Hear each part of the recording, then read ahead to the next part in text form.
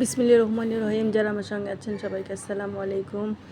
আজ আলহামদুলিল্লাহ, আল্লাহর রহমতের পানি দান করেছে আমাদের। এত সুন্দর বৃষ্টি হয়েছে ঢাকাতে, কিন্তু একটা শুধু সমস্যা যে বজ্রপাত এত জোরে জোরে শব্দ হচ্ছিল যে একটু ভিডিও করব তার পারছিলাম না, তো জানালা দিয়েই ভিডিও করছিলাম। শহরের বাচ্চারা আসলে বৃষ্টিতে, আর এত প্রচণ্ড গরম ছিল যে বৃষ্টি আসার সঙ্গে সঙ্গে বাচ্চারা আনন্দেতে সব বের হয়ে গেছে।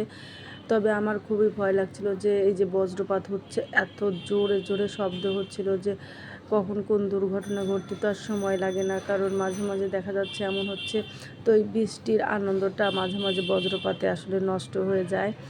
যা হোক, তারপরও বাচ্চারা কিন্তু থেমে নেই, তারা প্রচণ্ড পরিমাণে লাফালাফি ঝাপাঝাপি করছে। আর এখানে যে মসজিদের ছাদের পানি ঝরে, এখানে এই সব বাচ্চারা এসে গোসল করে। এই দেখেন, মেঘে এত জোরে ডাক দিয়েছে যে আমি মোবাইল ফেলে দৌড় দিয়েছি, যার কারণে এই ভিডিওটা এমন নষ্ট হয়ে গেছে। এদিকে পাশের রুমে এসে দেখি আমার হাজব্যান্ড অফিসে যাওয়ার জন্য রেডি হয়ে আর যেতে পারছে না, যার কারণে সে জানালাতে দুইটা হাত বাহিরে দিয়ে রহমতের বৃষ্টির পানি পাবার জন্য অপেক্ষায় আছে। আর তার হাতে বৃষ্টির পানি পড়ছে, এটা তার খুবই পছন্দ।